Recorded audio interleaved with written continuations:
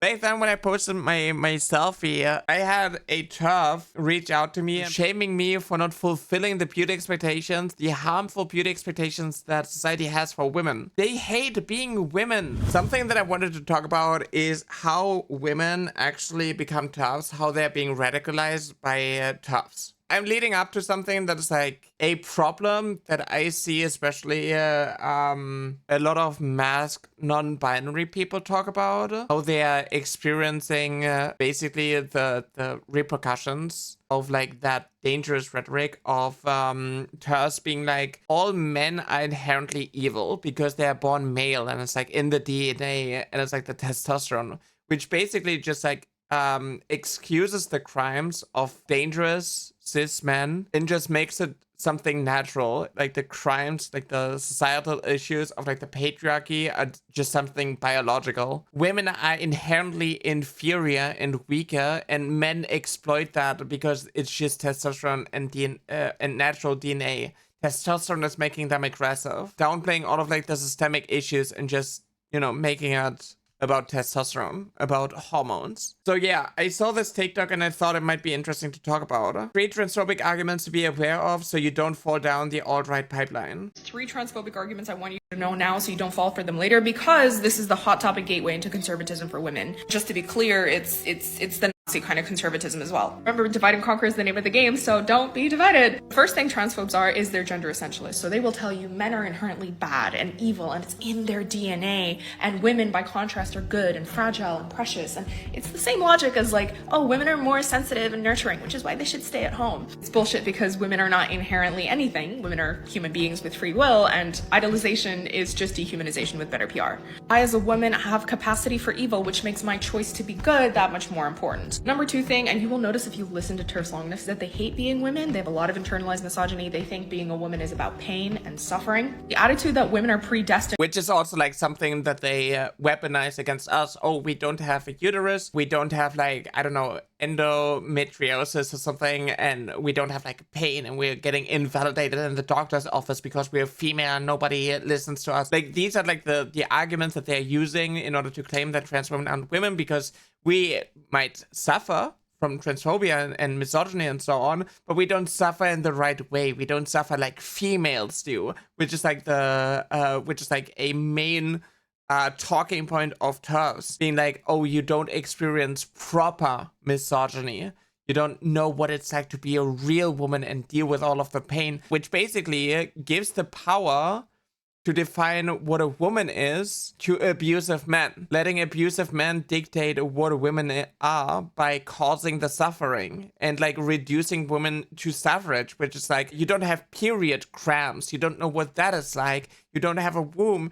And, you know, they're also invalidating a lot of cis women through it too, because like people like J.K. Rowling are extremely misogynistic. Rowling hates being a woman because, you know, the reason why she has like the initials J.K. was to sound more like a man, because she got told if she's a woman author, a female author, she's going to get taken less seriously. So she has to pretend and take on the persona of a man, sound more like a man. You know, she's also writing books under her alias Robert Galbraith, which is also a man's name. And, you know, just like reducing womanhood to like, you have certain body parts, this is your path that is determined, and you are supposed to suffer this way because that is what women are all about. And they also weaponize this against trans men. They are like taking this, oh, you've been suffering so much for being a woman, for being born female, that you think in order to escape it, you have to be a man. Oh, you've just been shamed for all of these things, so we need to like make you realize that no, it's okay to suffer like a woman. You don't have to be a man. You know, literally just like weaponize this in order to push the idea that evil men are pretending to be women in order to like invade their spaces and do bad things. Basically just projecting the crimes of cis men onto onto trans women because we're born male, so we're inherently evil. And then being like, oh, there are no trans men, which also goes against reality, but they're using this. You poor little girl have just been like gaslit by society into believing that you're actually a man, but you're just a woman. You're just a confused little girl, in order to like invalidate trans people even further, because if there are no trans men, then there are no trans women. The most validating treatment I've had since transitioning, men will joke to me and won't give me rides. They said I've never been treated like a proper woman. It's kind of impressive how the more and more I did voice training, the less and less men started listening to me. We experienced misogyny too, because like you might think that women are defined by genitalia and like their reproductive organs, but if a trans woman looks like a woman, you know, she's going to get a lot of misogyny as well that way. You nag like a broad. Yeah, exactly. I had a huge turf account with, I don't know, like 100,000 followers started beef with me because I tweeted fascists want you to believe that male and female are entirely different species. There's no nuance to biology, sociology, etc. Trans people break this weird, ignorant worldview, which is why they obsess over us and want to erase our existence. This person was like, fascism is when men aren't women. And I was like, projecting the crimes of cis men onto trans women and punching down won't fix societal issues. You sure nag like a broad. My guy hit me with a 1940s misogynistic term for women, which is crazy. I don't know, it feels kind of fancy. It feels like I'm getting misogyny, but I'm getting misogyny in like black and white, in like a black and white movie. And this turf was like, as a woman, I agree with him, your nagging passes. Thanks, people tell me a lot I act like a girl. Oh, it's so crazy. It's always like misogyny. Back then when I posted my selfie a while ago, you know, like middle transitioning, I had a turf. You know, most of the time you're not even sure if it's actually like a woman or if it's just like a straight dude lapping as a woman in order to like harass you. But I had them reach out to me and be like, oh, your boobs aren't big enough, your shoulders are too big, oh, your nose is too, and this is literally just like upholding beauty expectations and shaming me for not fulfilling the beauty expectations, the harmful beauty expectations that society has for women. They hate being women, they shame women for being women, and they can never understand that a male would give up their man privileges in order to be a woman when it's just about suffering. What do you mean people tell you you act like a girl? It's just misogyny. You are a girl? Yeah. But I've been enduring that misogyny from a very young age. I had from a very young age before I came out.